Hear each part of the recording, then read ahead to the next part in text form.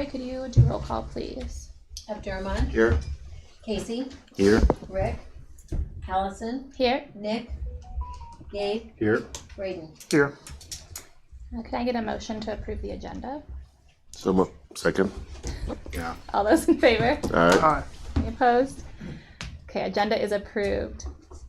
So first up, we have our student and staff recognition. I think 90% of people are here tonight, probably. We'll hand it over to Lori Hammond. All right.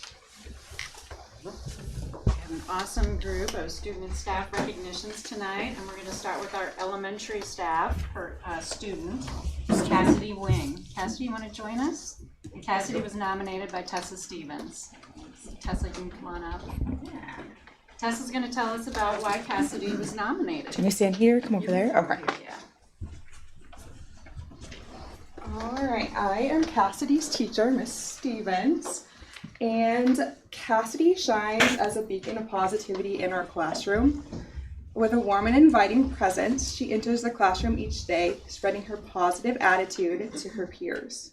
Notably, Cassidy's proactive nature stands out as she willingly extends a helping hand to her classmates, without a hint of judgment, showcasing her genuine desire to help others succeed. For example, there was an occasion where another peer was nervous to address the situation, and they confided in Cassidy. Cassidy not only took initiative of the situation and came to me with information so I was aware, but she gave the other student courage to walk up alongside her to let her peers know that she cared and was not alone. And as a teacher, nothing brings more pride than just this one simple act. Each day, amidst all the learning, if my students take away just one thing from what I mentioned daily, is the importance of being kind to others. And she embodies this value perfectly and serves as a shining example of what it truly means to be a kind and compassionate individual. Cassidy stands out as an exceptional student because she rates positivity, takes initiative, and embraces a growth mindset, all of which contribute not only to her personal growth, but also to the positive environment of her peers. In every way, Cassidy embodies the qualities of a model student, making her truly deserving of this recognition.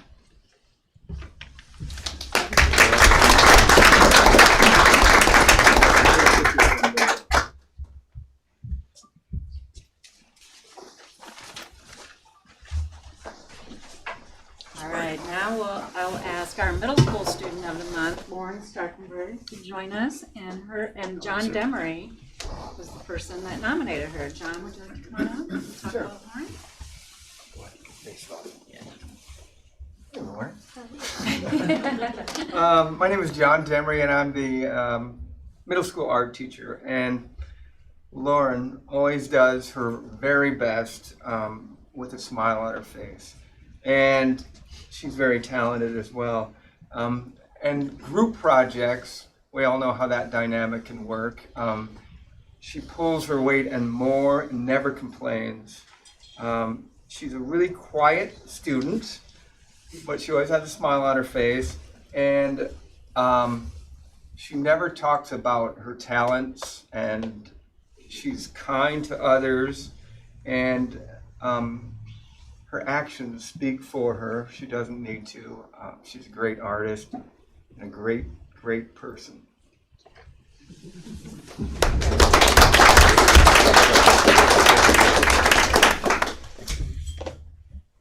Okay, high school student of the month. Can I please have Beckett Campbell? And Beckett was nominated by Principal Kayla Amelon and Principal Tom Daniel.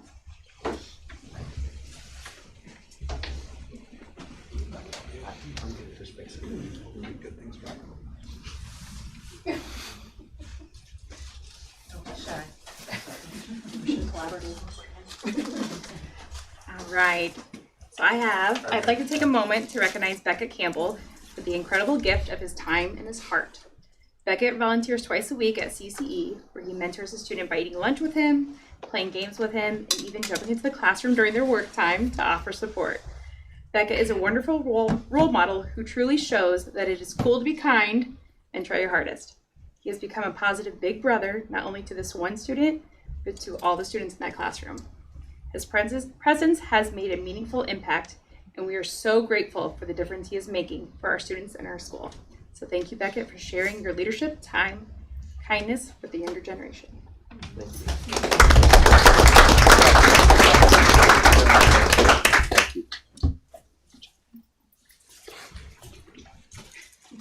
right, now we're going to move on to our staff of the month, Chelsea Botcher.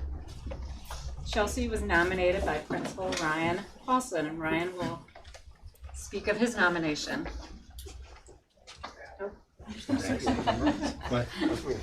Yeah, right. Give me too much credit, sir. All right. Elementary staff of the month, Chelsea Betcher. Chelsea is a special education teacher at East Ridge, and she consistently goes above and beyond for her students in school. She greets every challenge with positivity and has established such a safe and positive environment for her students, as well as her team that she works with. It's truly incredible. She does all this with an everlasting smile. That's it. It's always on her face. And it can't be understated how much her efforts have contributed to the overall success of our building.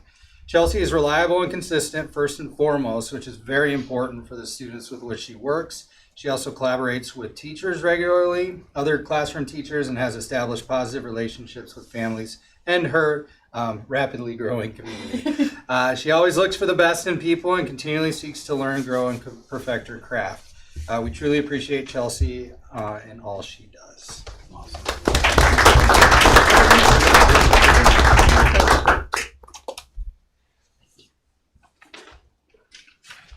All right, our middle school staff of the month is Carl Vogel, and Carl was unable to attend tonight, and Michaela Alexander is the middle school teacher that nominated him, and she was unable to attend too. So I'm going to read what she said about Carl. When I first started working with Mr. Carl Vogel at the start of the school year, he stood out to me right away in a very positive way. Mr. Vogel not only teaches 7th grade science, but he also coaches middle school football in the fall, and he coaches high school track in the spring. He is often one of the first teachers to school in the morning, prepping for the day. He takes a lot of his own personal time to help our students all throughout the day. In addition, it is very typical for Mr. Vogel to be the first one to step up and take on extra duties for our school, such as covering teachers, attending IEP meetings, and helping out with extra work for his team. He does all of these things without complaining and without any desire or need for recognition. Next, Mr. Vogel goes above and beyond for his students in his classroom. He builds fantastic relationships with all his students, and he has very engaging lessons. He is willing to accommodate for students, even without request. For example, if a student is not able to do well assessing on paper, he will allow them to try by competing in the same assignment virtually. If they are not able to do it that way, then he will allow them to do it orally. He will continue trying different avenues until he is able to get a good picture of what the student knows and in a way that works best for them, despite the fact that it may take more time or effort on his part to make that happen.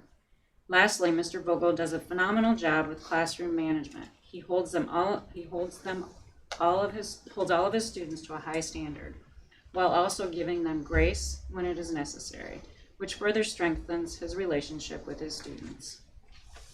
Mr. Vogel also shows kindness and models good character by keeping our school clean and taken care of. I have personally witnessed Mr. Vogel stop, pick up wrappers, put them in the trash, and on the floor in the hallway, and throw it away on multiple occasions. It would have been really easy to leave it and walk right by it, or wait until someone else would pick it up, but he did without hesitation. All right, we will make sure he gets his award. And then high school staff of the month is David Zorn. David, could you join us? And he was nominated by Principal Tom Daniel and Assistant Principal Mr. McCumber. Thank you. Yeah. Ready? Yeah. All right. So, Mr. Zorn, it is our honor to nominate you for school board recognition as staff member, as you go well above and beyond for both students and staff at Clear Creek Command High School. So just as a reference, Mr. Zorn teaches English 9. If I miss one, let me know. English 9, English 10, Crime and Lit, and Yearbook. Anything else? No, that's it. And in addition to that, he's also the head coach for our highly successful and ranked esports team. If you ever get a link to that, it is fascinating to watch and listen to. I try to share that out. Mr. Zorn has been a very good addition to CCA and our students. Mr. Zorn brings a high level of instruction that raises student opportunities and accomplishments. So under Mr. Zorn's leadership, our yearbook has earned first place in overall theme and category, which in yearbook terms is apparently pretty good, right? Yes. Additionally, our students have earned awards in design and in photography. One of the best kept secrets at CCA, in my opinion, is our elite esports team. Mr. Zorn is instrumental in bringing this extracurricular activity to CCA. Not only is our team ranked and highly respected, but they are also state champions back in 2024. First year or second year? Second year. Yeah. And we've had students who've also earned full ride scholarships to go to college for this in this ever-growing sport. So along with your accomplishments, he was just this last semester voted as best teachers, as voted on by the students. Mr. Zorn's level of compassion and advocacy to students are truly exceptional. Mr. Zorn is seldom found without students in his room, students checking in, individuals or small groups stopping in to say hello, or just getting advice. And as I wrote that, 5 minutes later, I walked past his room, and sure enough, there he is, hanging out with some students and just helping them out. Personally, the first thing my daughter, who was a 24 graduate, said when she found out I was going to high school, "Cool, say hi to Mr. Xylophone." So that's what she called Mr. Zorn. And he did have input on her going into education, which she does not give me credit for at all. So I think I sum it up best by saying, Mr. Zorn, you make students feel comfortable and safe. So Mr. Zorn, on behalf of students and staff at Clear Creek Amana High School, thank you for all you do and all you bring to our community.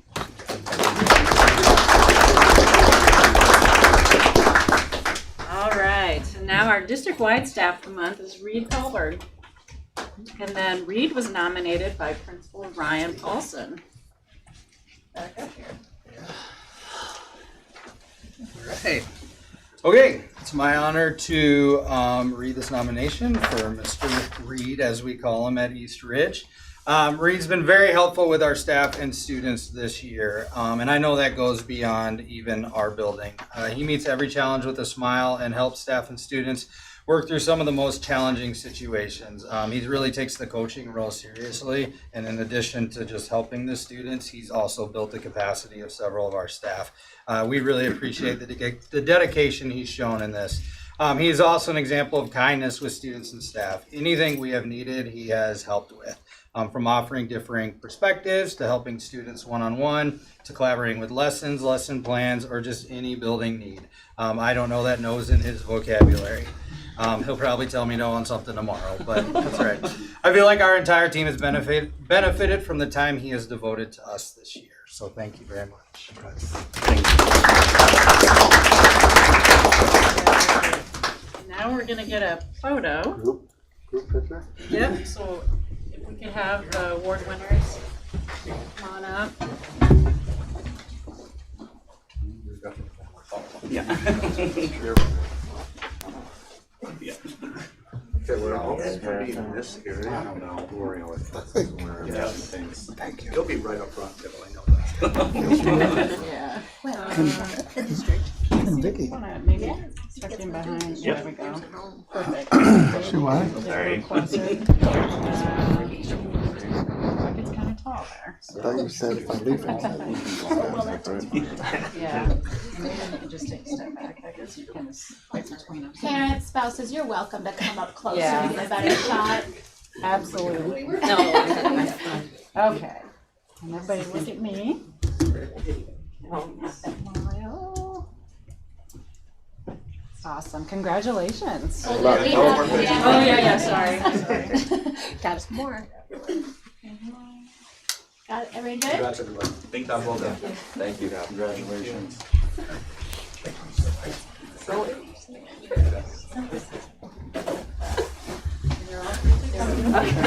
three. Okay. Give it time. Get them ready. Get them all left up. Yeah. And I need to book it.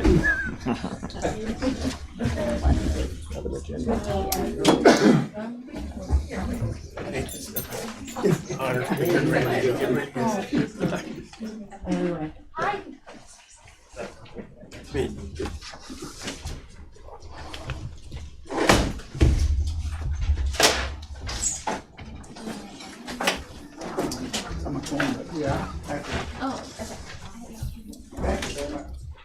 okay. use this phone.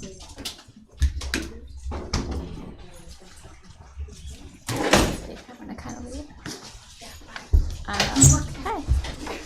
So now, so we'll go ahead and move into public comments, which we have none online and none here in person. Okay, great. Then we get to go into presentations. Up first, we have Missy representing nutrition. I feel like I was just here. You literally were just here. And also this always makes me really hungry. Sorry guys, I have to pour this in here, otherwise I will spill this bottle all over my laptop. You're good. You're good. So a lot of these, not a lot, but some of the slides are same as last week or 2 weeks ago. I just wanted to go in depth a little bit on a couple of them. I really wanted to touch base. So we have 8 production kitchens within our department, but you'll see we only have 6 kitchen managers. We do share kitchen managers at East Ridge and Tiffin Elementary. They're so close together and their numbers are so small right now that it just makes sense. And then our manager we share between CCE and Amana. So that's kind of how we were able to consolidate, offer some staff some raises, create that career pathway, but still keep our costs down. We talked about our goals last time, so I'm not going to go over those. But I want to talk a little bit about our average daily participation. So as you can see, 2022, 23, for breakfast, you can see it kind of come up and it's come down just a little bit. I think a big part of that, we switched to protein-based instead of all sugar-based. And so we've seen our elementary numbers drop just a little bit. So we're working on sampling, giving kids an option of cereal, that sort of stuff in the morning to give them an alternate and see if we can't boost our average daily participation. And then for lunch, we see just a slight decrease, and that's actually gone up in January as our numbers have come in. So I feel good that that's holding steady, even with some of our seniors get open block or open hour where they can leave and whatnot. I feel like that's our numbers match what our enrollment is. That's good. So these are our big changes from this year. I put on there all the new recipes that we've added to our menu for students to try. We changed a couple of our recipes based on feedback. We brought a vendor in the fall. We tried out some new chicken Alfredo sauce, a new Philly cheesesteak with a different kind of cheese in it, and got student feedback. You always make me hungry, Miss. I know. Sorry. But we also have introduced things like a bento box, so kids get the option of like hummus and hard-boiled eggs for lunch, and just to give a variety of options. Let's see here. We did new dishwashers, which I presented on last spring, I'm sorry. Those are in, which thank goodness, we love them. They're nice and efficient, so we appreciate the funding for that. And I think that's all on there. So negative balances, and this is always a big one for school districts. Right now, we're sitting at $41,000 in negative balances. That equates to about 458 students have a negative balance. Of those, 102 of them are over the $100 threshold, and then 52 are over that $250. That said, I want to highlight that right now, we're running about $150 a day is unpaid balances, which isn't a ton. It's about 45 students if they only get lunch. If they get breakfast and lunch, it's only 28 students. So it's really about 2% of my average daily participation is negative balances. So while it feels like a lot because it does accrue about $750 a week, it's really not a lot of our students that aren't paying. So, and it does equate to about 2% of my overall revenue for the year. So we do Field to Family. I don't know if anyone's familiar with that, but that's a local hub in Iowa City that connects farmers with school districts, businesses within our community. We had originally last year, we're supposed to receive a grant for $20,000. We lost that funding. I've tried to commit to purchasing as much as we can this year to reach close to that $20,000 because we had already worked with farmers for them to grow that product for us.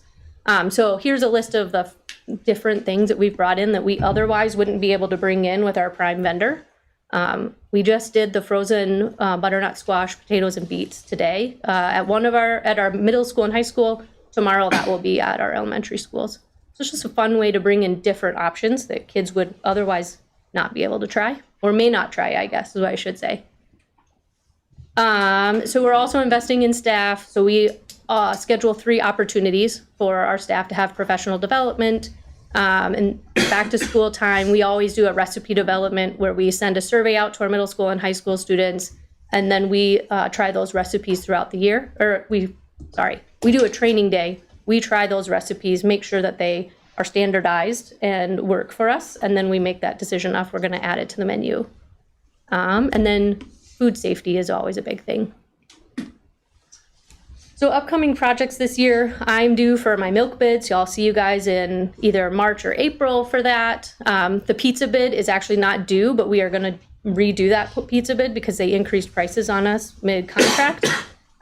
We do have to replace a steamer at North Bend, and then I'm hoping to get some dough hooks for a few of our mixers and some extra sheet pans so we can do dinner rolls in-house.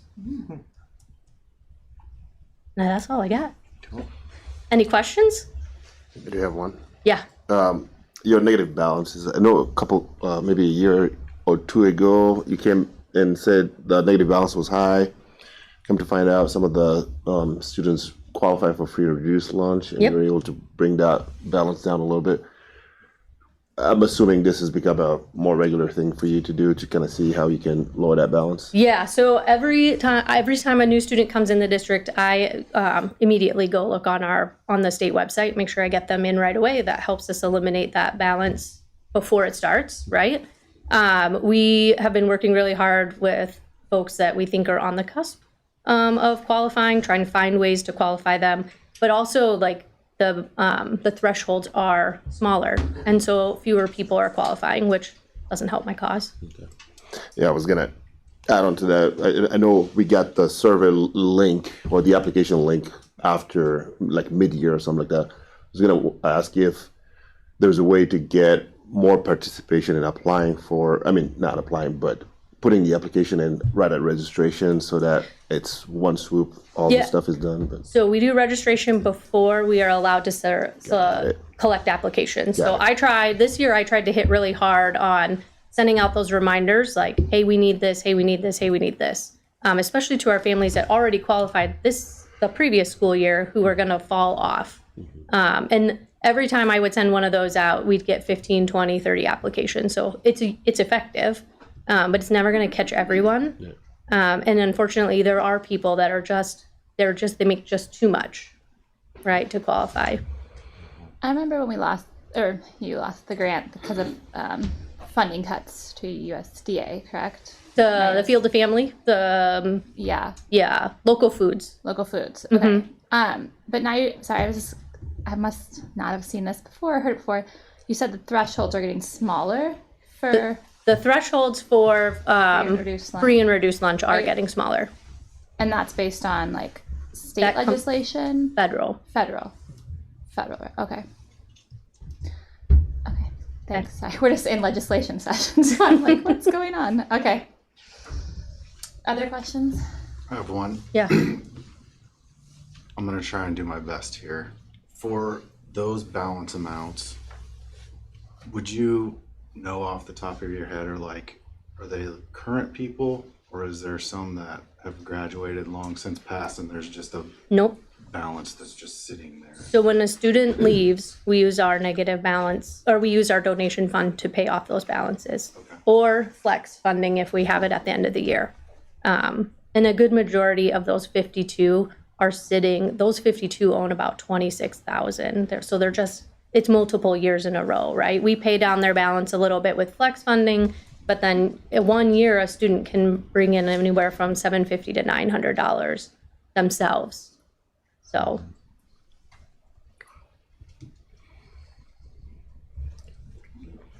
and our favorite event for breakfast and lunch service. I know, it's coming up in, I don't know the dates right offhand. I know it's around spring break. So I will get that sign up out for you guys. If you're interested in volunteering to serve breakfast, it'll be breakfast week in March.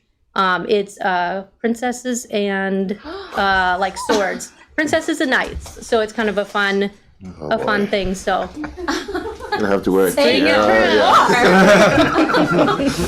All right. So, Exactly. We are ready. Thank you. yep, you're welcome. Beasley, you got this. I got this. Thanks, Missy. Okay, up next, Mr. Paulson for an Eastridge Elementary update. Hopefully he can top the princesses and knights theme. Up to beat. Yeah. Hi, everybody. Hello. Hello. Mr. Paulson, Principal Eastridge Elementary. I'm here to give you some updates on year 2. Year 1, if you count full buildings. So, last year when I was up here, there's a couple things I want to refresh, also bring up because there's some new faces. About this time last year, I presented to the board. We had received designated targeted year 1 status, specifically in the area of inadequate growth for our students on individual education programs.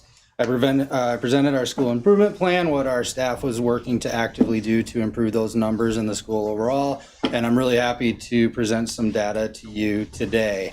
So just jumping right ahead, based on the work we've done, when the ISAF scores came out, not only did we make adequate growth, we elevated our school and we rose to a commendable status on the Iowa Schools report card, which is a pretty high achievement score that our staff is proud of.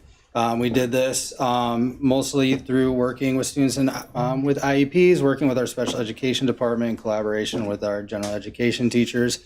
In 1 grade level, we saw over double the growth that was expected. So we saw big jumps there. As a building, we saw a 4-point increase in English language arts, 3 points in math, and an 8-point increase in science on our ISAS at the end of the year last year. Something really impressive, our current 5th graders last year in 4th grade, 44% scored in the advanced proficiency level for math. And so we instituted it's an intervention program, but it's a top tier intervention advanced math program. And we've served over 100 students through that program in our building this year as well to really help those who are on the top end of the achievement range, help push them even further. Beth Hahn has been helping with that program in collaboration with our 5th grade teachers, and that's going really well. We're hoping to see a lot that comes out of that.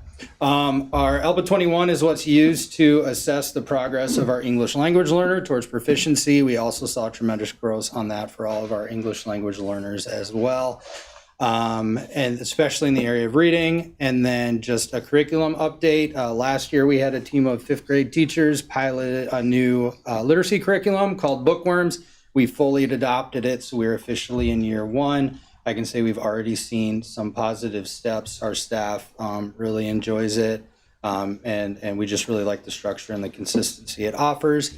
And we are currently in year 3M of our illustrative math curriculum, which is being expanded throughout the district. And we're seeing, well, as you can see, positive effects with that as well. Outside of academics, the board asked us to issue the conditions for learning survey last year, which we were very happy to conduct. It's no longer a state requirement, but I do personally think it's a good measure of our culture and climate in our building. We had over 60% participation. And we made gains in every single category, and we net positive, not just over our regional education agency, but the state as a whole. I think that speaks highly to the culture we've created at Eastridge with our staff. And in addition to that, we've instituted and continue to develop several extracurricular programs. As you all know, 5th grade is the unifying point for our district, so we have all of the 5th graders, which I think we just hit today with the new enrollment, 280 students. It's the largest class CCA has ever had, and it's a good class. But we're offering 5th grade band as a co-curricular. Every student who wants to take band is given access. It's done during the school day. It's not an extracurricular, so students aren't dependent on rides or funding in order to participate. Our band director, Ms. Kostelnik, does a great job, and if you want to see it, we have 2 concerts starting at 6 tomorrow night in the Eastridge Gymnasium, so feel free to come on down for that. A counselor and I run a 5th grade leadership training program. We currently have about 40 students who come Thursday mornings before school for some leadership training. I really appreciate Mr. Daniel, the high school, middle school administration. We have, every month, we have different high school activity coaches or sponsors come down and engage with our students to tell what leadership means in their programs, to hopefully build them up So they're ready to go when they get to high school. We have Clipper Children's Choir that is going on. That's a group of students come together. They have choir practice. They put on performances around town in addition to several of our buildings. Ms. Calloway, she leads that. And then our music teacher, Mr. Corbier, has 2 extracurricular programs, the East Ridge Ringers and then the Marimba groups. And all 3 of those groups are going to put on a showcase. We're calling it the Extracurricular Music Extravaganza in March. And the whole program is going to be led by our student council, which is up and running as well. So a lot of student and everything here. Obviously, we have band director, music director, but a lot of what we do is student led, and it's really awesome to see the students get in and engage and really promote what's going on in their school. Any questions for me? What are the East Ridge Ringers? What are they doing? So it's tone chimes. Oh, Yeah. ringing that. Yep. Okay, Yep. Okay. Yep. And then, like, how big is like the Ringers and the Marimba group? Like, So there's actually 2 marimba groups. I don't Oh, know wow. the number off the top of my head, but he runs middle school and elementary school. I think each marimba group, I want to say, is in the mid-teens. Tone Chimes is similar, and the Clipper Children's Choir, I want to say, has about 30 members. If you haven't heard the Marimba group, It's pretty fun. it's a treat. It's amazing. March 12th at 6 p.m. If you want to come for a show, it's going to be awesome. And our student council, especially our leadership, they get me rolling. They are so funny. They're going to have a special little show, and it's going to be entirely student-led. So we're really looking forward to that.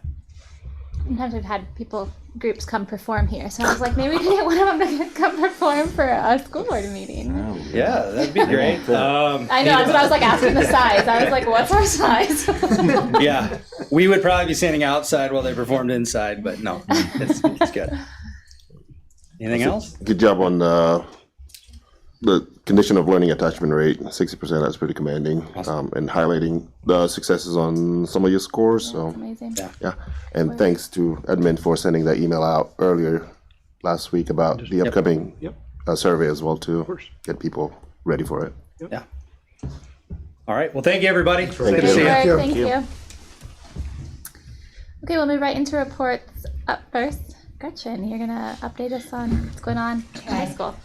First of all, there's some of you guys I don't know, so I just want to introduce Oh yes, myself. good point. Yeah, you were not at our last. Yeah, I'm Gretchen. I'm a senior. I do basketball, FFA, show choir, NHS, choir. So involved in a lot of things. First of all, I want to talk about our winter sports seasons because they're now more than halfway through. Some of those numbers I had to change since we've had games and stuff, but our girls basketball record is 12-0 and we're ranked number 1 in 4A, and the boys basketball also have a winning record of 9-5. Both boys and girls wrestling are having good seasons. I'm not exactly sure like what their team records are, but I talked to some of the members and they said just overall improvement throughout the season and it's going well. Speech, musical theater, show choir, all starting their competition seasons. On February 7th, the high school is hosting the state speech contest, which is expected to have over 3,000 people at the high school that day. And then musical practices have also started this week, which is exciting. We started our new semester on January 15th. I think that change was a little hard for some students just going from like first semester to second semester in one day. But overall, getting the hang of it and into the new routine. Track, soccer, baseball, softball have all started their off-season workouts for their seasons, just outside of school in the afternoons and stuff, which is good to get started on. Our NHS induction ceremony is on February 15th at 5 p.m. Current sophomores and seniors will be recognized, so you guys are all feel free to attend. I think it'll be exciting. And then on January 27th, the FFA will be hosting a soup supper from 5 to 7 at the high school during the doubleheader basketball game against Williamsburg. And all the proceeds that we raise from that are going to go towards upcoming trips such as state convention in April, and then along with the money from soup from fruit sales. Fruit sales will also go toward those trips. And then FFA members, some of them visited the state capitol today in Des Moines and were able to speak with Iowa representatives about just agricultural policy and other like current ag events, which is pretty cool that they get to have that opportunity. And then something new that we've also been doing at the high school is that we're having a student, Colin Root. He's doing like Monday announcements for us now. So just telling the student body like what's going on, what activities are going on, stuff, and then other things, just reminders throughout the week. So that's all I have. Great. Very good. There's gonna be a lot of people at the high school for the state speech contest. We're ready. A lot of parking. We'll use every inch. Oh, I bet we will. I'm excited. That's awesome. Anybody have any questions for Gretchen? I do. Did you try the frozen butternut squash and beets today? Oh. If the answer is no, say it softly so Missy. No, I didn't try. You did not try? I didn't. I had third lunch, so I didn't stay for lunch. There you go. Good answer. Okay. You're safe that way. Or else I would have. There you go. Good answer. Okay, Maury, you're up next. Building projects update.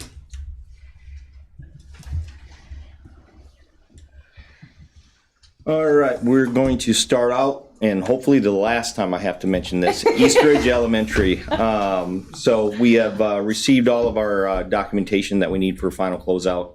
I know it's on the board agenda for approval. So that's been a long time coming, and so that's where we're at with East Ridge. I can say that Knutson has been very good about honoring their warranty items, things like that, working with us. So that's gone real smooth, and that's kind of, it's just a lot of documentation that needed to be processed to close this project out. So we're there. So hopefully that should be it for any more future East Ridge items on the report. Any questions on East Ridge at all? Hallelujah. Yeah. Yeah. The baseball softball complex phase 2, the concession building roof and soffit is complete. The bleacher pads have been poured for both baseball and softball. Ceiling insulation inside the concession building is all done. It's ready for drywall. And then the interior finishes can be, they'll start installing those once the drywall is done. They will be delivering drywall tomorrow. We'll see whether or not they can start on Friday. Just kind of depends. They have to keep the space a little bit warmer. So with temperatures dropping. So mainly interior work going on there. And then as the weather starts breaking this spring, there'll be more activity on the outside, of course. But that's where we're at with the complex. The high school and middle school additions, we continue on with meetings in the construction document phase. So we're progressing along there and working on the final schedules for the public hearings, bidding, things like that. So that's progressing nicely. Clear Creek Elementary, a new one on here is we're looking at replacing several sections of roof that have been on the docket for a while now. I know we have it on our budget. So working with Shive Hattery to get the ball rolling on those projects, and you'll see on your agenda the contract for their design services that will be required for this project because it'll be public bid. So that's what I have for project updates. Any questions? I text Maury, we talked about, and way back when as well, building roof consultants. Amana guy, Ron Hammer, was president of Benchmark, and that's what they do. So I did reach out to him again when I saw Shive Hattery. Actually, I reached out to you before I saw Shive Hattery on there. And Ron, they're a nationwide company, and he confirmed that Shive Hattery does what they do, and since we've had Shive all along, so I believe Maury and I talked about that way back when too. Ron was interested, since he graduated from Amana, to offer his services, but he said Shive is top notch as well. So I just want to bring that up to the board, that there are options than Shive, but they've been with us and know the buildings, and it's very important. What Ron's company does is handles the warranties and make sure stuff's done right. And he says Shive is spot on too. So thank you, Maury. Yep, bet. Anything else? On East Ridge, do you know, I guess you might not know, but the city was planning on building like a like a soccer complex or something on the north side of the playground, like that green space. In our green space? Not our green space, but adjacent to the school, so they can kind of use some of that green space for activities. Is that still? I have to be honest, I haven't heard anything more on that. Okay. I know they have some plans for a park area, but as far as that goes, I haven't heard anything more on it. Thanks. Yep. Thank you. Yep. All right. Superintendent report. Sounds great. Well, just like Gretchen stated, I just wanted to make sure we noted our varsity girls basketball team. It's always an impressive task, and it's a really positive thing for not only our girls program, our coaches, but our CCA community as a whole to be ranked #1. So excited for that team. Noted my current focus currently is on class sizes across the district. Looking at staffing needs starting in the 26-27 school year. Focus will quickly be turning towards negotiations as we progress in February. Our facilities master planning committee met last week.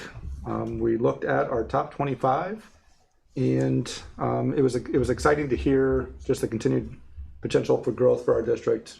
Hearing presentations last week from our 3 city administrators of Tiffin, Coralville, and North Liberty. So it was a productive conversation, which will lead that group into a positive direction.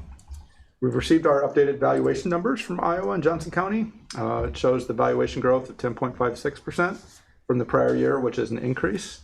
Increases typically mean good things in school finance. What does this mean for us? Well, so we'll use that number to determine the tax rate and solvency ratio. Lori's going to be giving more information on that in her financial report here shortly. And as you know, I'm still focusing on growing our district's UAB. So that's the unspent authorized budget. We'll be posting any needed positions starting tomorrow, and that will be going through the spring. And like I've discussed, before any job postings take place, the conversation's happening with the building principal to determine if we need to post or if we can think creatively and utilize existing staff to fill those positions. We're working to stay within our total FTEs within the district. That being said, the total number of FTEs at each building could potentially change. My job is to put CCA in a better financial position as quickly as possible.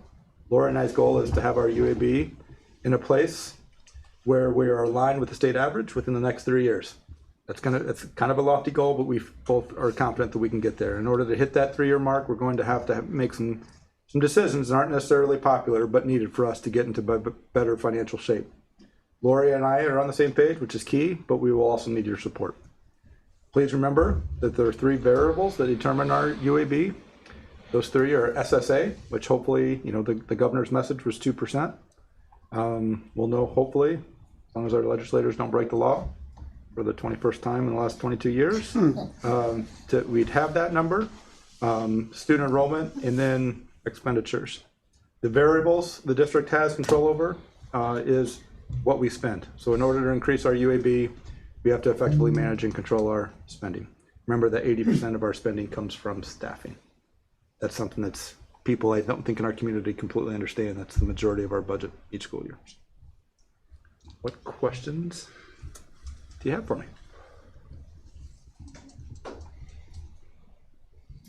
Okay. I would just emphasize that the SSA, that's controlled by the legislative bodies, and we do 100%. have opportunities coming up for us to interact with our local legislators. So if that's something you guys are interested in and being able to advocate for more funding for public education, those are the events where you can talk to them. So there's the Iowa County dinner next Thursday, which we had to RSVP for. So if you didn't, probably out this year. But Iowa City Community School District hosts 4 times. And that's at their building, and they invite us. And I've gone in the past, Nick's gone, Dermon's gone. And it's great, it's very informal. They get they have like 4 representatives there talking about various things. But SSA is always a topic of conversation. Easy talking point for that one, just a quick and easy one that I hope you remember is, there's been a decrease across the state. It's came out through conversations from the governor on different platforms. The state of Iowa, there's roughly 7,400 less kids in the state of Iowa this year.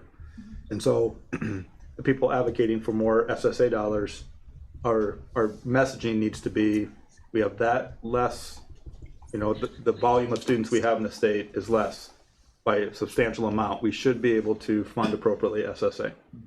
Of course, the opposite side of that is they're saying we're going to reallocate those funds. And so it's just prioritizing education and prioritizing the amount of SSA that is appropriately funding each district. So, Allison, excuse me. I'm done. I'm done. I haven't seen dates on the Iowa City thing, have I? Or when? They're on your calendar. Okay. We just need to get you. We can, yeah. I What can time of send day it are those? to- Are those? They are 4 to 5 p.m. on Fridays. So like next. I have seen it, Lori. Now that you say that, Next Friday's the first one. I think it might be on there. Hold on, Jeff. There you go.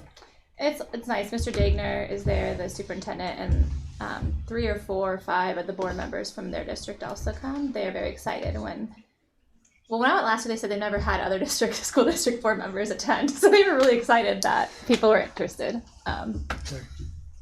Thanks. Or at least they never had somebody from CCA attend. Some people from Highland come up, I think. But yeah. Okay. Finance report. Lori. So if you take the decrease in enrollment across the state times $8,000 a student, comes up to $58,680,000. You want some of that for SSA? We would love to have just a portion. So when we advocate for school districts across the state, I think that's a big point. I'd love, yeah, even if maybe they, send me that number in an email for my talking points, my index card. Saying maybe we need to develop some talking points for our legislative sessions, huh? Yeah. Okay, so my first one tonight, I'll just go a little bit further on the evaluations and how they have grown over the last 3 years. And so that chart is on the screen and also is included in your packet. As Aaron mentioned, he gave you the percentages already. I just want to review across the top. We have 2 districts, obviously, Amana and Clear Creek, Iowa County and Johnson County. And our total taxable valuation is listed in the 3rd column over. That's the increase in valuation and the number that we'll use to fund our general fund and our management fund. Then TIF is added in to come up with the total valuation. That valuation is the number that's used to fund PEPL and our debt service. So we do get the benefit, I guess, of the TIF dollars when we go to our property and our debt service levies, okay? And then over at the end, it shows you again the increase on each side of those over the past 3 years. So we are very pleased to have a significant growth over what we've had over the 3-year trend. Again, as Aaron stated, this will determine our solvency ratio. This does not include UAB. So we should be in a good place to help to continue to grow our solvency ratio as we have planned. The other piece that's on there, and that is how the Amana library levy, the 20 cents that is added on to the folks that live in that particular district, will generate $34,624 this upcoming year with their growth in valuation to go towards the public library that's housed in our Amana building. Any questions on any of those numbers?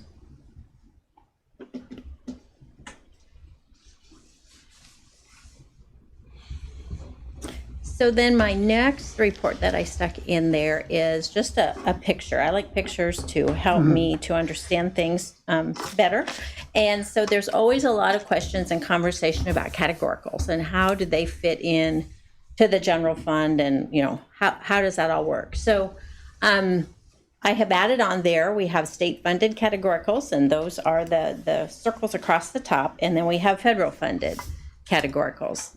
And those together, plus anything else, is our total general fund expenditures. So categoricals aren't outside, I guess if you want to call it that, of our UAB numbers, our total expenditures for the district. The ones that are in the white circles all come with restrictions. There's only certain things that we can spend those dollars on. the things in the big column on the left. In the blue unrestricted column is then everything else that is used to fund the entire general fund. Is that helpful? Does that create any additional questions for you? Anything else I can help add that will bring that into perspective? The Title ones, obviously, any of the federally funded ones are ones that, you know, at this point is unclear what they may do with, where those may go.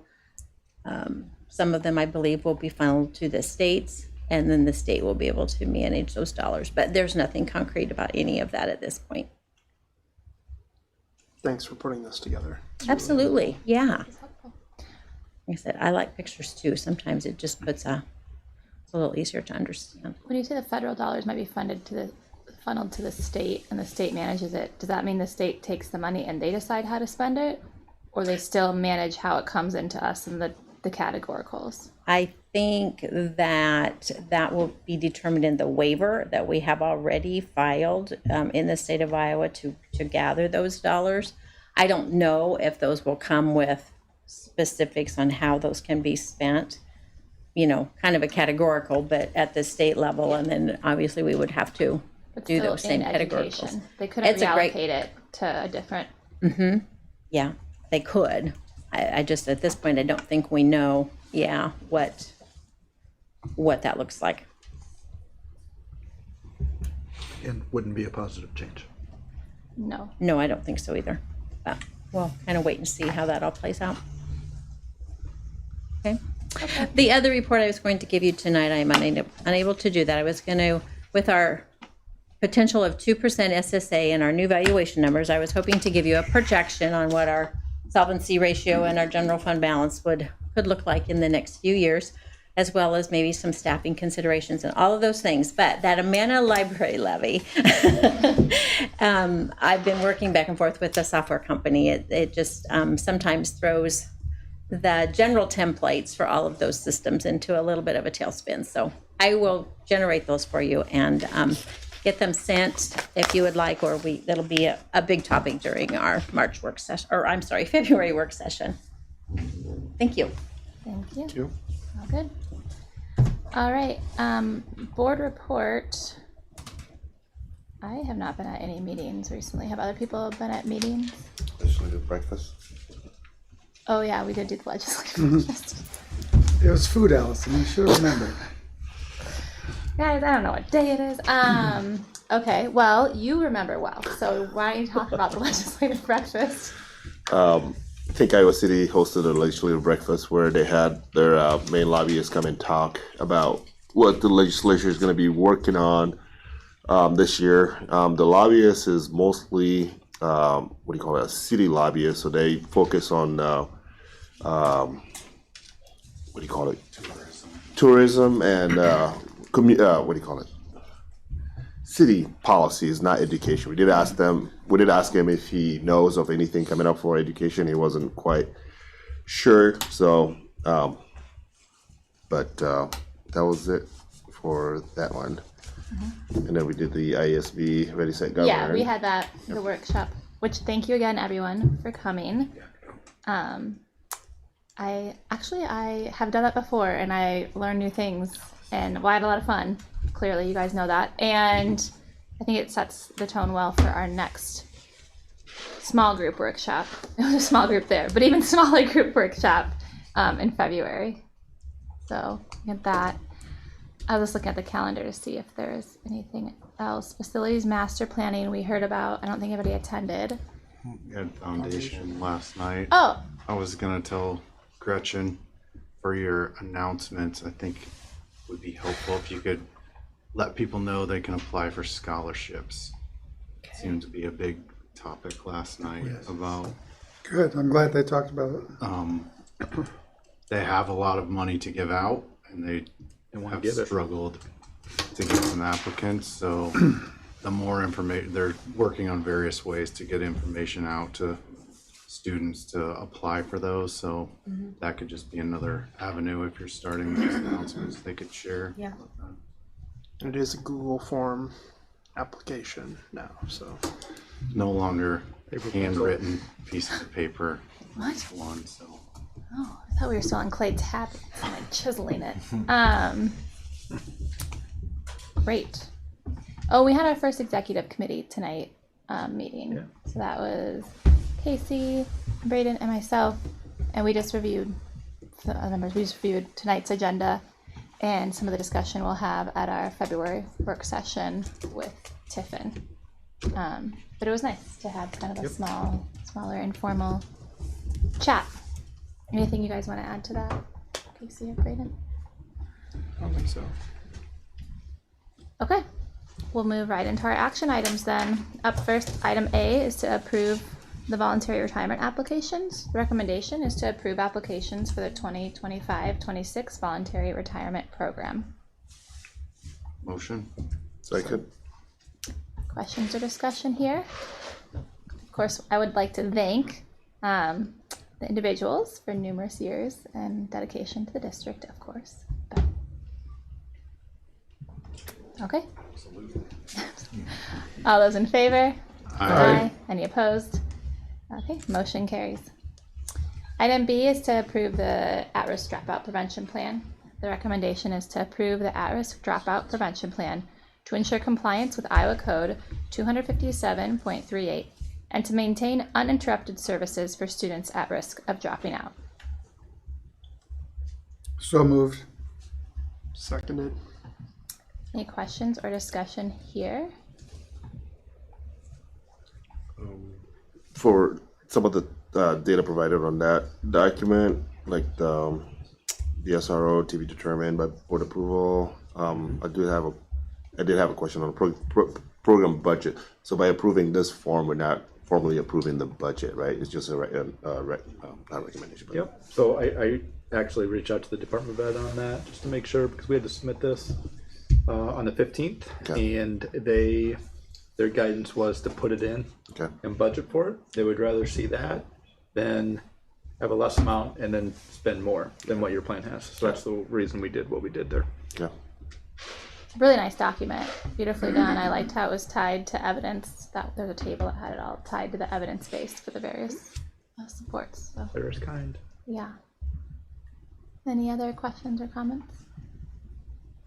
Okay, all those in favor? Aye. Any opposed? Motion carries. Item C is approving the at-risk dropout application and request to SBRC. So the recommendation is to approve the 2026-27 at-risk dropout application and submit a request to the SBRC for additional MSA in the amount of $1,280,237. Motion. Second. Any comments, questions here? Okay, all those in favor? Aye. Any opposed? Motion carries. Item D is to review and appoint external board committees. The recommendation will be to appoint external board committees as discussed. Well, Nick's not here, so he gets like 5. We got promotion first. Motion. Seconded. Thank you. Okay, now we can talk about Nick having 5. But yes. No. So just background, I brought this up because Rick, when he got on the board, kindly volunteered to me to take some of the roles that fall on Amana people because it's Iowa County or Amana based. Right. But it did make us realize, like, Gabe, you've been on the Johnson County committee for a while, and so we thought we haven't done this since our new board formed, so it's just a good time to review. I will sell that to whoever wants to go. You only meet twice a year. Right. Is it next week for you? For Yeah. them? It's coming Iowa up County's next week. They sometime. delayed it a couple Yeah. years, I found out, so. Yeah, so Rick is going to take over the Iowa County Conference Board, Yes. and you also said you do the library. Yeah. I was on that prior. Yeah. I can walk to that meeting. That's kind of why. So, and they meet 4 times a year usually. Right. So he offered to step into those, which I'm more than happy to see. That's good. Foundation. My goal is to be at that more often than not, but what I have found this year is when we have those, I don't know if you guys are able to attend those virtual lunch meetings, those are a little more difficult for me to attend. But I don't know if we necessarily need two there. I mean, there's nothing wrong with it, but I'm not sure that would be a potential need. But Right. completely, of course, I mean, we have Braden on it, Sean's of course off, so. Yeah. Brayden, you're on. Are you still in an officer role? I'm not in the officer role. Okay. I'm on the board. Were you on an officer role before? Mm-hmm. Okay, so you stepped down from that. Okay, but you're on the board as like a foundation board member. Yeah. Okay. I'm happy to keep going. It's fine. Okay. Same with the library one. I'm cool with that one too. Yeah, I can take the Johnson County one if that works for you. What about Nick? Well, I mean, we can volunteer him too. He's getting text messages right now saying you need to reach out to Allison. Okay, so for that foundation, I think maybe I know Brayden, you're there and you go, but since you're on that board, maybe we should just list Gabe as like our liaison member from this board, because I don't want that's wearing two hats at that board table, which is hard.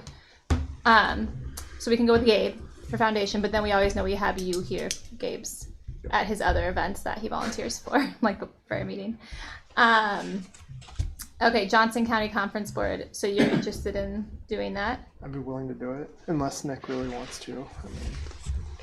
He didn't reach out to me volunteering. Well, he said he would do the joint entity.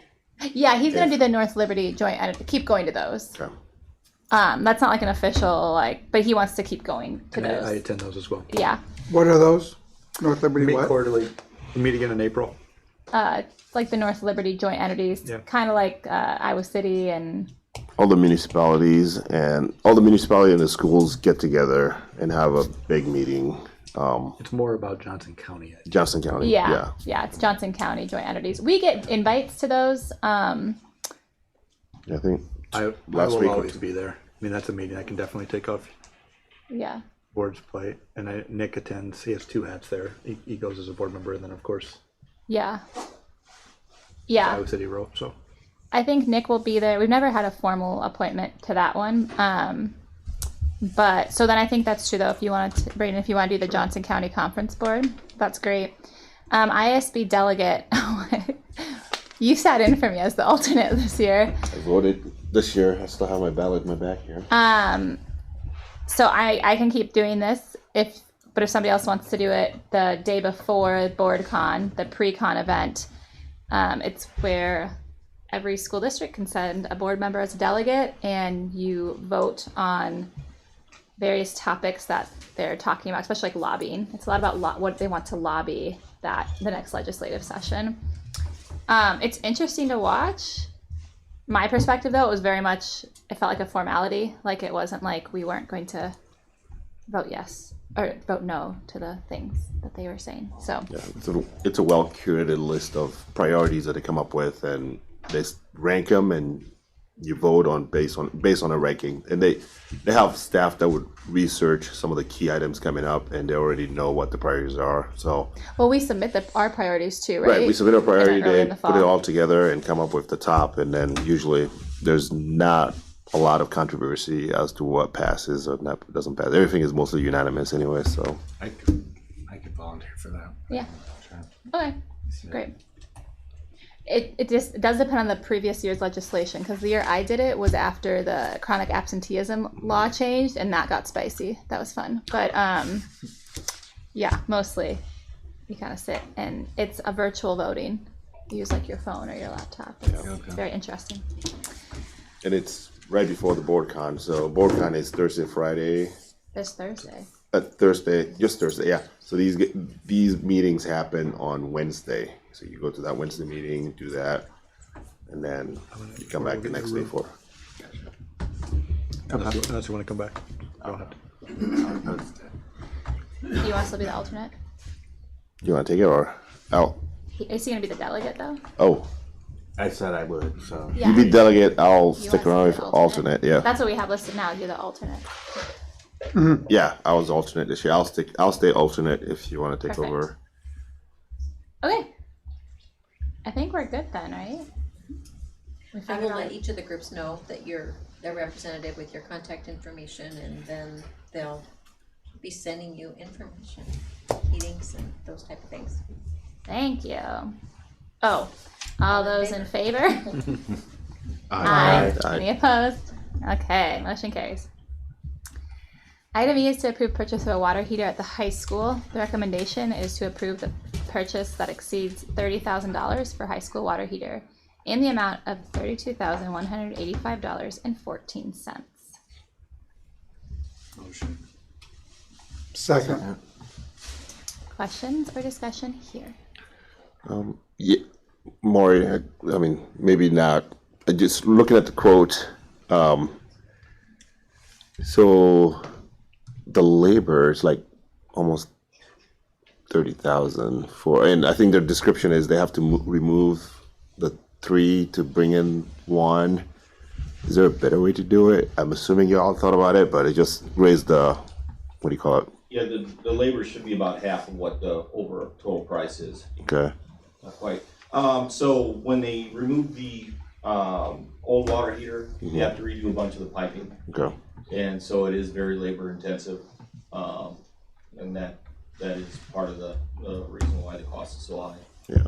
Well, this one said because of the location, they have to take the 3 functioning out and then bring the new one in and reinstall the 3 functioning one again. But it's interesting. Of course, that's the one that went bad. Wait, where did you see all that? If you read the quote, let's see. In the quotes, that box, we hereby submit specification estimate. I think item number the fourth one, removal and installation of 2 water heater to access the unit that needs to be replaced, and then Yeah. reinstalling it. Sorry, but it didn't say like, okay, I thought you said it was like half of it, or most of it was that. But there's no dollar amount with that, right? I assume that would be what causes the cost to be, the labor cost to be that high. Got but- it, you were asking. Okay. Yeah. I was like, why am I missing a document? Okay, got it. But Thanks, Maury, for thanks, yeah. Okay, all those in favor? Aye. Aye. Any opposed? Motion carries. Item F is to approve pay app number 2, final for Park Planet Oak Hill Elementary Playground. The recommendation is to approve final pay app number 2 for the Oak Hill Elementary Playground project to Park Planet in the amount of $5,962.74. Motion. Second. Questions, discussion? All those in favor? Aye. Any opposed? Motion carries. Item G, approve pay app number 4 to Tricon Construction. Recommendation is to approve pay app number 4 to Tricon Construction for the baseball softball complex phase 2 in the amount of $245,590.97. So moved. Second. Questions or discussion here? All those in favor? Aye. Any opposed? Motion carries. Item H, accept final closeout documents and final pay app for East Ridge Elementary. The recommendation is to accept final closeout documents and pay app for East Ridge Elementary. So moved. Second. Any questions or discussion? Maury, do you want to come talk about this one more time? All those, I'd smile good if you do. Okay. all those in favor, like joyous eye. Aye. Any opposed? Motion carries. Okay, item I is to approve change order number 4 for the baseball softball complex phase 2. The recommendation is to approve change order number 4 for the baseball softball complex phase 2 in the amount of $2,479.46. Motion. Seconded. Any question or discussion here?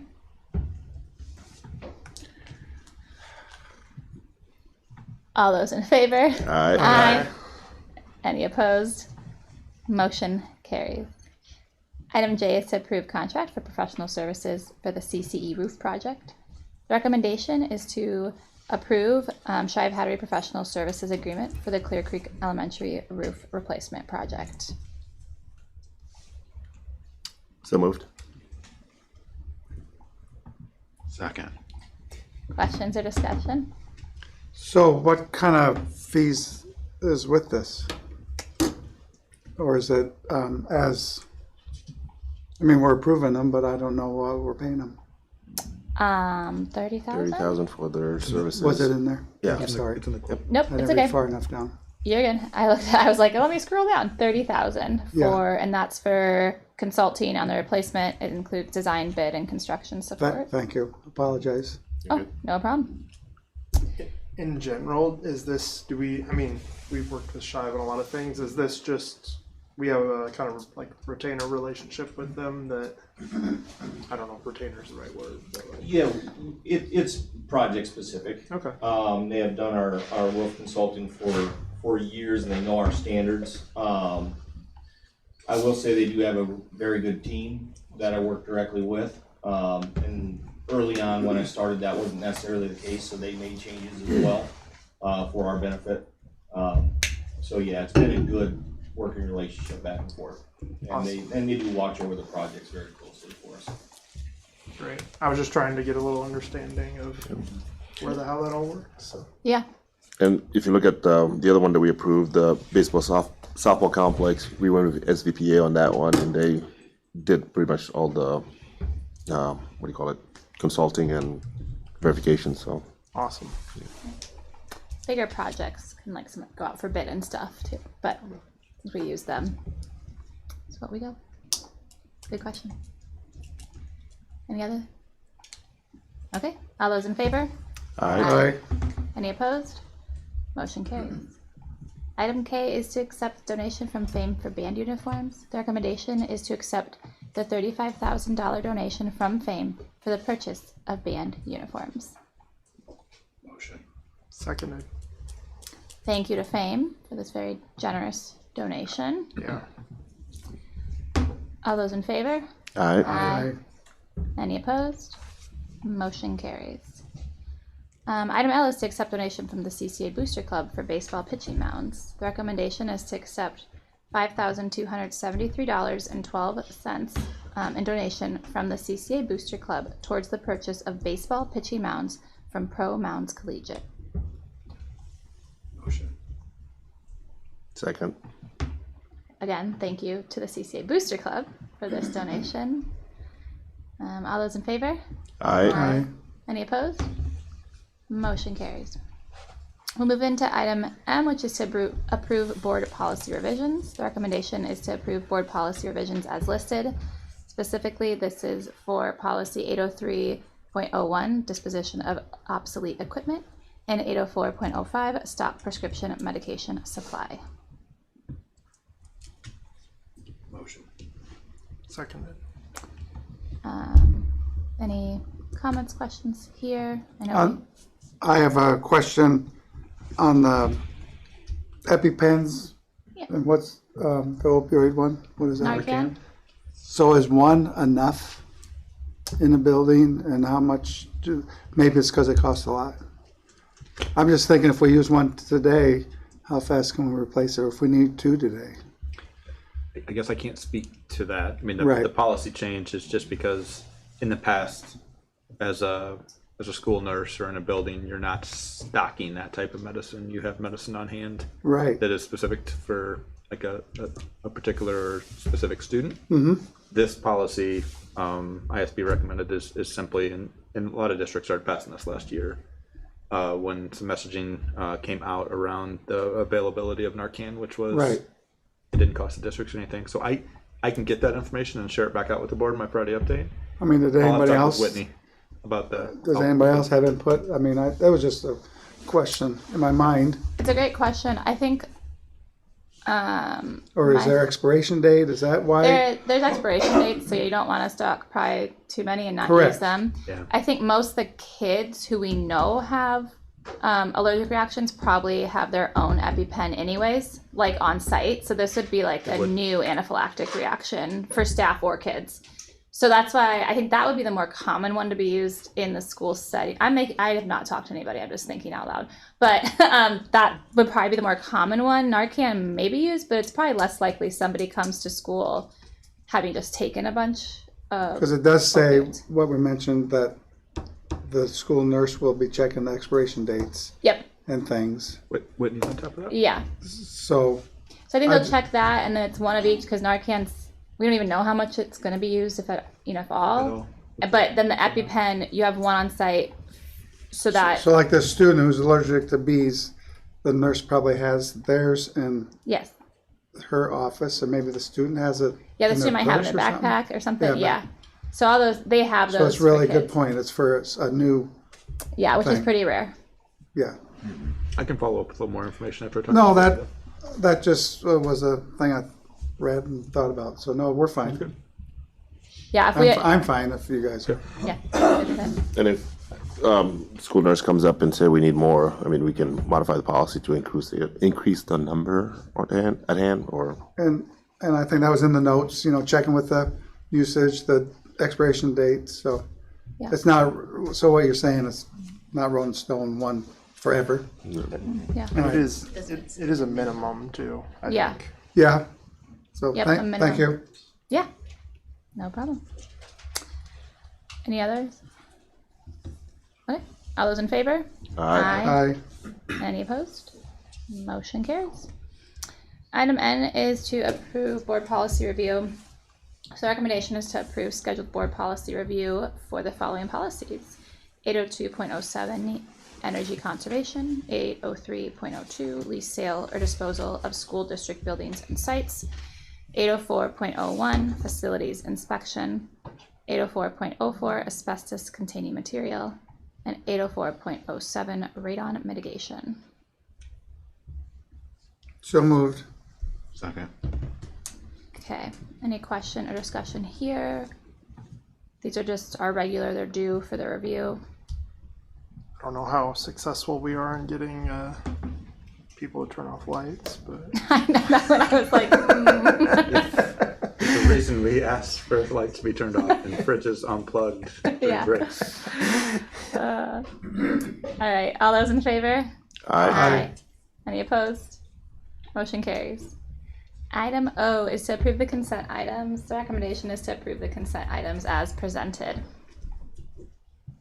Motion. Second. Thank you to all of the gifts and donations that are listed. All right, all those in favor? Aye. Any opposed? Motion carries. So we'll now segue into our discussion items. The main one being under our follow-up topics is the SRO discussion, because we started that in December with our meeting that we had Sheriff Kunkel at, and then we've had some more discussion around it, gotten more information from Mr. Davidson. And you've had a chance to touch base with Doug more too. So opening up for thoughts on what was communicated to the board about calling it a pilot the first year, on the numbers we've thrown out there, the percentages. Thoughts overall before, because we really want to, I think the goal of this is to make sure we're all getting the information we need and ready to talk to Tiffin as like we're a unified board talking to them. I know we talked percentage, so I think 60s was spot on. I like that number.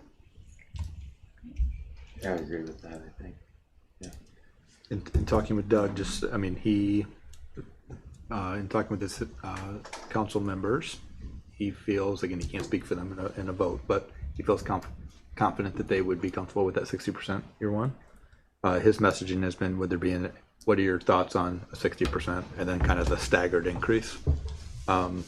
Based on how this conversation goes tonight, I'll follow up with Doug so he can prep and be ready for our February work session where you can talk about this more. So I think that's something to be thinking about. Like, what I've noted in my Friday update and here this evening is, if we go this route, I think the messaging could be, because I've had conversations, I think it would put some of our board at ease that we're not even going to talk about year two let's get into year one. Let's collect some data, see how it goes. But that's a little bit different than the conversations I've had with Doug. So I don't know how his city council would feel about that. It would protect you and the board. It would not lock us into something. But again, I don't know how excited the city council would be on it. So this is just another strategy for us to feel comfortable when it's something new. And we've talked about the expense. I acknowledge that. But I think it would be a potential path forward, and it doesn't hurt to have that conversation. Yeah, I like the 1-year pilot. I mean, it gives us some protection in case it doesn't go the way we hope and anticipate. And then, like, we referenced come back, ideally, I think I would love to get back to every 6 months. So twice a year, we'd be able to do a joint during a work session or a joint meeting with city council. We'd come back, ideally November, December, and have that conversation with kind of how we think it's gone for the first 4 months. Again, like I've noted, it's going to be more qualitative data at first. I see a lot of potentially Mr. Daniel and his team, as we've approved Mr. Fox's retirement, whoever his replacement would be. They would be 2 people that would be able to give some really good input, not including the SRO, him or her, if we get to that point. And then when we get to some survey data, I think we'd be able to have some surveys sent out in the fall, one in the spring. One would be the conditions for learning. We'd see some data pulled out on that for you to be able to take a look and see if it's worth what we feel the expense is going to be for us. So to clarify, it was already going to be like a year-to-year thing, but by saying the pilot, we're just not going to discuss like any future step increases or anything like that. Yeah. Okay. Yep, we're not in this particular case. If this is the way we would go, we're saying that we're committed to a 1-year pilot at 60%, and then from there, we'll see how it goes. We'll get some data. But again, I have not had any discussions with Doug about that proposal. I mean, go ahead. I Sorry. think the intention would be like, yes, we're hoping that then we're happy and then it goes to like, the plan would be then year 2 is 70%, but we're not agreeing to that this year when like we have we just don't have any information specific to it we'll be the first in the county, correct? The first SRO in the county, Johnson County? I believe so, yes. Yeah. I think that's what he said. I want to give the discussion for anyone watching like due diligence, and I hate like putting you guys on the spot, but would Mr. Daniel or Mr. Fox or anybody want to share your thoughts on the potential of this? I mean, we work with them quite frequently anyway.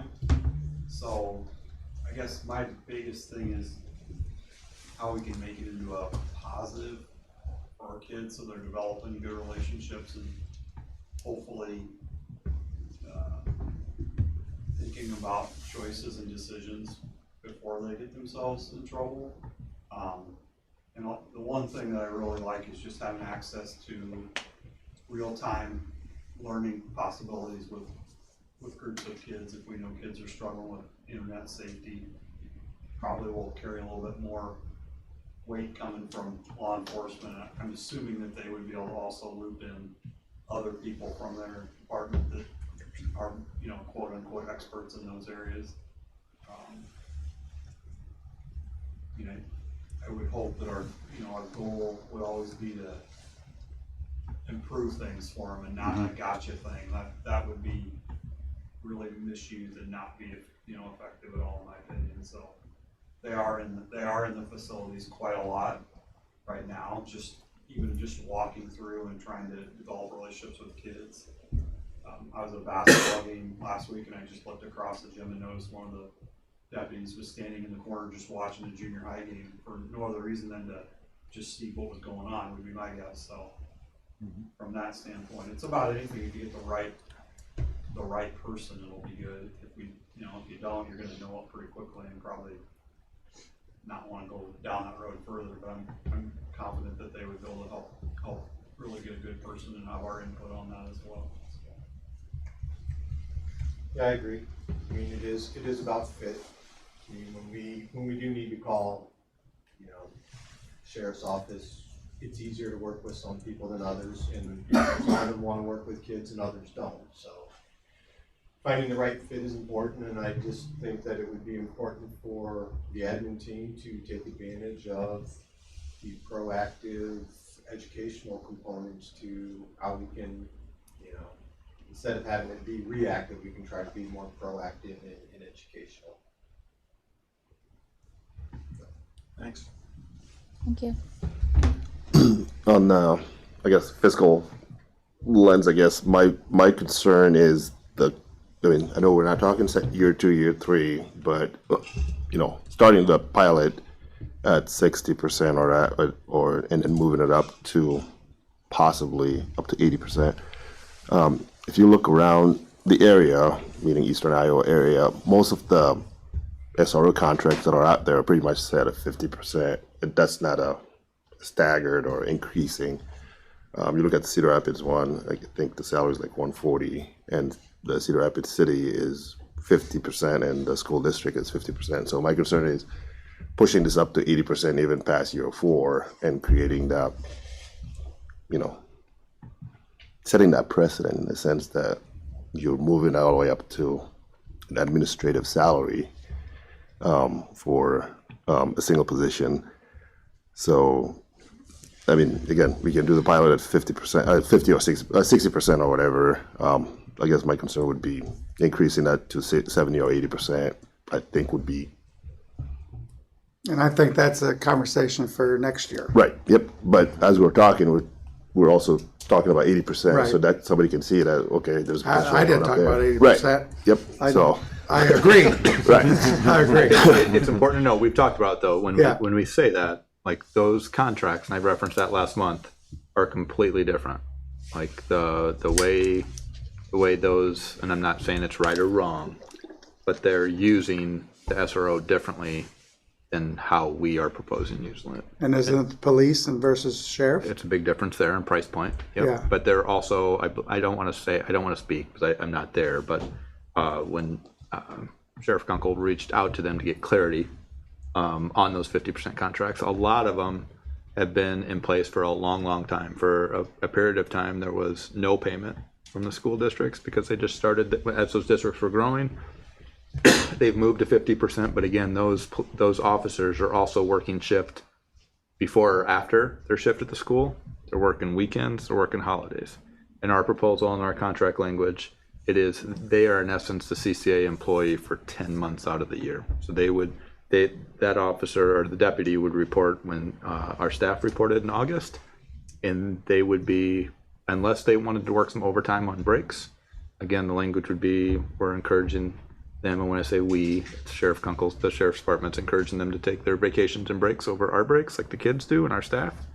And then as soon as staff were done at the first weekend in June, they would become a deputy for Tiffin for the months of June, July, and the first 2 weeks in August.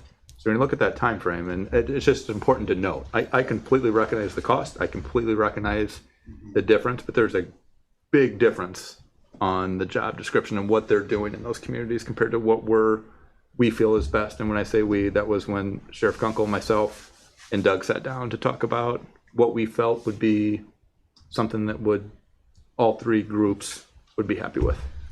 So that's, yeah, what we're proposing sounds like 80% of their job would be school time, and 20%, those 2 months, would be. It equals out to about 83.4.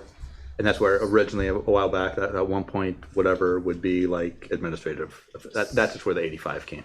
So at the other SROs, like if they're going to other shifts after or doing holidays, and then they have school during the summer, they're probably doing also regular police work. Like what's the breakdown? Do you know? I do not. They must be tired. I mean, this is just kind of to plug plant the seed, and we can talk about it as we get deeper into firming up the numbers beyond the year 1. So, we can look at like the contract that admin is proposing. As soon as we have it, we'll like I said last month, we'll As soon as we receive it, we'll get it to our attorney to vet. Doug, we'll get it to the city council lawyer for his, for them to vet. So Sheriff Kunkel, so we'll have that process. And then as soon as we get to a point where our lawyers are okay, you guys will see the contract, of course, to be able to look at that language. I think there's a possibility if it's the right hire, we'll be like, this is well worth it. Yeah. Well, this first year we're paying 60% of salary for for 80% of their time. Yeah, and those other, I don't know the exact number that they have, but we're talking one city of Cedar Rapids in their schools. They have one per building, so there's like a lot. 13 to 17 of them. Their budget for SRO is about $1 million. Yeah. You compare that to like the Des Moines Public Schools, who ended this program in 2019, 2020 because of funding for the police department in Des Moines. So it's kind of across the board, across the state. So though going into with Tiffin, I think it sounds like we are all on the same page that we're talking about a pilot 1-year program. We are hopeful that it will continue because there'll be a good experience for everyone involved. And what numbers come up after that are more important for us to discuss next year. But that right now, the 60% is what we're looking at for the year 1 pilot. I think that makes a lot of sense. Would you have the number too? Because it wouldn't fully be 60 either, right? Once we get those rebate dollars or whatever they cost were. sharing. Well, Yeah. Well, I mean, our cost would be it's Sure. just where the Yeah, money's I going. was saying, That's like, the backside thing. There's About 35,000 what we're getting for sharing dollars. that piece. The net. Yeah. So that's It's advantageous. Yeah. In that sense. And we get that every year. Not like a one-time deal. As long as we continue with the agreement. Yeah. Calling it a pilot does not make us lose that money. No. Well, I was like, it's not something where it's like you get it for the first year, valid like question. a signing bonus. Valid question. It's not a signing bonus. Okay. Valid question. Okay. Similar to the Mid-Prairie ones that we're Yeah. in now, so yeah, as long as we continue them. Other questions or thoughts about this? Is there anything you would like me to do? I'm gonna have a conversation with Doug. I'm gonna give him a call tomorrow. I just want to make sure he has time to prep his city council before our meeting on the 4th, so they can do some reflection and see what they're willing to do, because it's a little bit different than the messaging we've talked about before. I talked to him about the potential staggered after our last board meeting. So okay. Looking forward to that meeting. So. Yeah. Okay. Next meeting topics are, well, I'm gonna look at our calendar because we have some stuff coming up. There's donuts with Mr. Davidson at Tiffin Elementary on Monday. So if you want donuts. Are you supposed to say sponsored by?